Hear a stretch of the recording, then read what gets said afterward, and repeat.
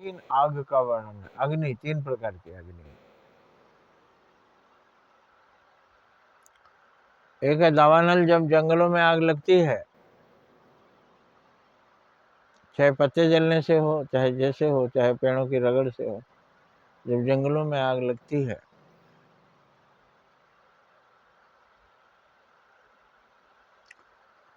तो उसको दावानल बोलते हैं। और इतनी भयानक होती है। अब सोचिए, नीचे से ऊपर तक पेड़ जल रहे हैं, उसकी आग कितनी होगी। एक लकड़ी का टुकड़ा आँच कितना देता है, और जब पूरा पेड़ जल रहा हो और हजारों पेड़ जल रहे हो, उसकी दाह ऐसी होती है कि पेड़ जलते हैं तो सामने के हरे पेड़ तो सूख जाते हैं, वो भी चट चट कर जलने लगते हैं। इतना जल्दी सूखते हैं कि एक जंगल में एक पेड़ से दूसरे पेड़ में आग लग जाती है, और कुछ ही मिनटों में। तो उतनी देर में वो सूख भी जाता है और जल भी उठता है। तो उसको बुझाना बहुत मुश्किल काम है। महीनों महीने तक जंगलों में आग लगी रहती है। तो हेलीकॉप्टरों से पानी छोड़ा जाता है, उससे क्या फर्क पड़ता है। ऐसे लगता है जैसे 100 किलो कोयला जल रहा हो और पानी का छींटा कोई मार दे, तुरंत सूख जाता है। उसी तरह सब कुछ जलने लगता है।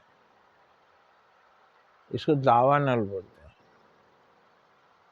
अब बड़वा नल के बारे में जान लीजिए।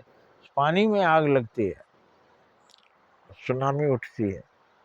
पानी में जब आग लगती है, अब पानी तो पेट्रोल है नहीं, लेकिन ऐसा बड़वा नल का वर्णन है। बड़वा नल है जो समुद्र में आग लगती है। सारे जीव जंतु समुद्र के मर मर कर ऊपर तैरने लगते हैं। लहरें उठती हैं, लपटें उठती हैं आग की। वो तो किसी के मान का ही नहीं होता, खुद ही अपने आप बुझता है। जब तक तांडव करना है करता है। जंगल में कुछ थोड़ा बहुत कम कर पाते हैं लोग, लेकिन वो भी बुझता है तो अपनी शर्तों पर बुझता है। तीसरी आग आपको आश्चर्यचकित होगा। तीसरी आग है जठरा नल। जठर की अग्नि, पेट की आग, भूख की आग। आंतों में जब आग लगती है, खाना नहीं मिलता है, तो पेट की आग भी बड़ी भयानक होती है। और उस पेट की आग के आगे आदमी विवश हो जाता है, तो किसी की भी हत्या करने को तैयार हो जाएगा, किसी का भी छीन लेने को तैयार हो जाएगा, किसी का भी चुरा लेगा जब पेट की आग लगती है। तो इसीलिए हम चाहते हैं धरती पर भूख की आग न लगे।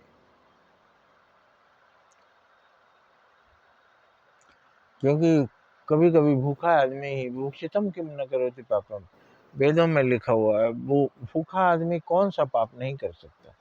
तो भूखा आदमी ही हर प्रकार का पाप करता है। अब कुछ आदमी की जरूरी भूख होती है कि कुछ भी नहीं है, लेकिन कुछ आदमी का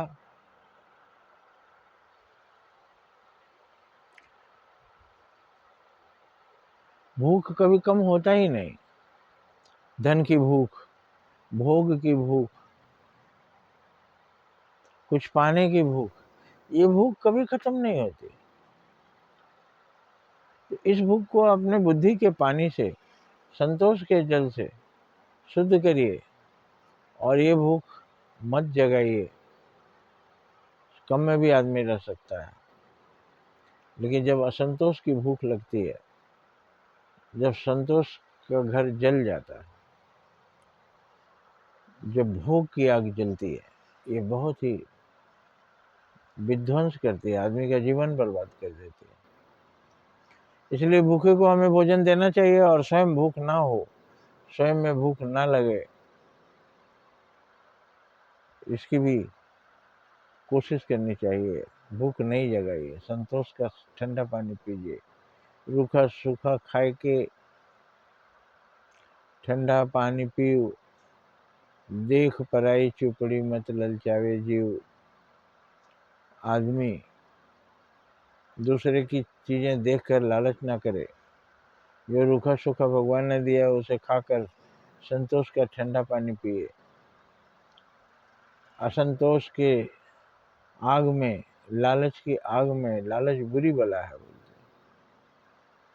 दूसरे का सब कुछ पाने की, जब असंतोष की आग जलती है, जब शैतान जगता है अंदर में, को विध्वंस करता है, सारा अस्तित्व ही समाप्त हो जाता है। इसलिए हमें उस भूख से दूर रहना चाहिए। हमें भूख हो, ये भूख हो कि मैं दूसरों का दुख कैसे दूर करूं, ये भूख हो कि दूसरों की अज्ञानता कैसे दूर करूं, ये भूख हो कि हम दूसरों को सुखी कैसे करें। ये भूख सबसे अच्छी भूख है। यही भूख अपने अंदर जगाना चाहिए। इससे आपका भी भला होगा और दुनिया का भला। जय हिंद, जय भारत।